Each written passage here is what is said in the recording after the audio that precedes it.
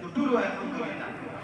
خلک فخر کوي په معاشره کې نن سبا رواج داسې جوړي چې په علاقه کې چېرته غټ سړی MPA MNA یا چېرته سرکاري افسر یا څوک بل څوک غټ سړی د دنیا یا د دین په لیول سره نو خلک ورڅخه خپله یو کړۍ میلاوي د رښتې کوشش کوي چې هغې ته خانداني نسب ورسوي.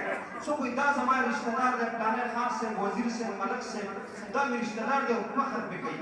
تاسو ته پته ده الله رب العزت هم په دې انسانانو کې څه رشته داران دي او په هغې باندې الله رب العزت فخر کوي. دا یاد ساتئ هغه څوک دی دا شیخ صاحب پرې ناست دي د نبي علیه السلام فرمان دی اهل القرآن اهل الله. کوم چې قرآن والا خلک دی قرآن والا چې هغه د قرآن خدمت کوي دا مدرسه جوړوي دا یتیمخانه جوړوي د دې سره تعاون کوي په دې کې دا شیخان سبقونه وایي دا طلبه کرامو ته کینی مخې ته او دغه شان څوک ورسره تعاون کوي څوک دې ته لاره رسېنه کوي څوک دې ته دعاګانې کوي دا ټول اهل الله دي په دې باندې الله رب فخر کوي. نو دا ذهن کې کوي دی ډېر عظیم کتاب دی د عظمت اندازې له دې نه لګوي. زه مختصر خبره کوم په یو عنوان باندې. سیدنا عبدالله ابن مسعود رضی الله تعالی عنہ فرمایي وایي خلکو کې وایي تاسو یاد ساتئ که تاسو کې څوک دا غواړي چې الله یې د جهنم نه بچ کړي او جنت ته یې ولېږي نو یو کار وکړئ. د دې ټولې مجموعې نه زه تپوس کوم داسې څوک دي چې هغه غواړي چې الله موږ د جهنم نه بچ کړي او جنت ته مو ولېږي لاس اوچت کړئ. موږ ټول غواړو چې الله د جهنم نه بچ کړي جنت ته ولېږي.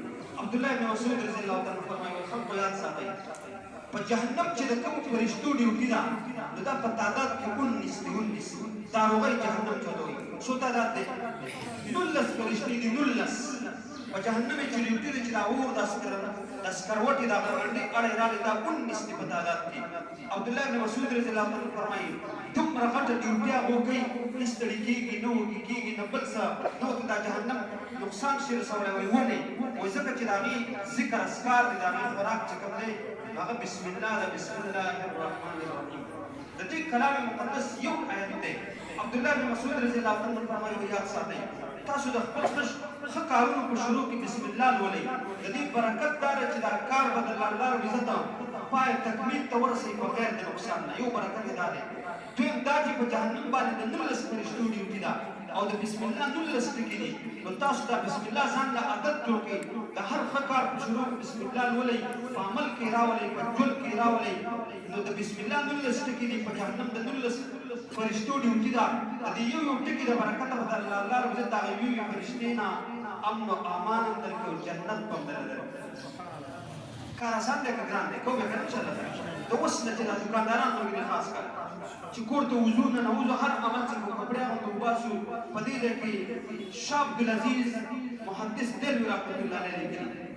شاه عبدالعزیز محدث دهلوي رحمت الله علیه فرمایي وایي د مسلمان 24 ګنټې ژوند دا عبادت دی برکات دی او ثوابونه دي. سوال کوي بیرته جواب ورکوي څنګه دا پکې هر څه کې کینی پاسي هر څه کوي. دې مسلمانانو ته الله رب عزت د معراج په شپه باندې تحفې ډېرې ورکړي خو د مصایبو نه د بچ کېدو دپاره او د مسایلو د حل لپاره والله 15 منځونه ورکړي. 15 منځونه یې فرض کړي. دا مسلمانان چې خپل 15 منځونه په ټیم باندې ادا کړي د دې برکت دا دی چې په کومه ګنټه کې لمونځ ادا کړی هغه ټوله ګنټه به د الله رب د برکات او ثوابونو نه ډکه کړي. دا ذکر کېږي د 15 منځونو دا برکت دی. فرض مونځ چې په خپل ټیم ادا کړي نو دا ټوله ګنټه به د الله رب د برکات او ثوابونو نه ډکه کړي. توجه ماته ساتئ دا راته ووایئ چې 15 منځونه دي او 15 ګنټې الله د برکات او ثوابونو نه ډکې کړي. د 15 منځونو د برکته نو د 24 ګنټې ژوند دی چې دا اوړي راوړي د انسان د 24 سره چې 5 لري کې څو پاتې کېږي 19 پاتې کېږي. نو شاه عبدالعزیز محدث دهلوي رحمت الله علیه فرمایي وایي دا پاتې 19 ګنټې به موږ الله د برکات او ثوابونو نه ډکې کړي. هغه څنګه چې دا مسلمانان به خپل کارونه د بسم الله نه شروع کوي نو دغه شان د مسلمان 24 ګنټې ژوند برکات دی عبادت دی او ثوابونه دي. په دې کې سیدنا ابو هريره رضی الله تعالی عنہ فرمایي وایي ابو هريره یاد ساته کله چې سفر شروع کړ په شروع کې بسم الله ولا د دې برکت دا چې واپسې کې تاسو څومره قدمونه خوري د یو قدم د برکت په الله نیکی درکې ګناه ورته معاف کوي. بیا ورته فرمایي ابو هريره دا هم یاد ساته کله چې خوب شروع کړ خوب او د خوب په اراده بسترې ته راشي کمرې ته راشي بسم الله باندې راځه د سحر پورې ویده شه چې څومره ساګانې اخلي په یو ساه الله نیکي درکې ګناه ورته معاف کوي. به ورته فرمایي ابو هريره یاد ساته ولې کله چې کپړې وباسي او په اغوندي کپړې سړی بدلی را بدلی نو په دې ټیم کې بسم الله خامخا ولا ځکه چې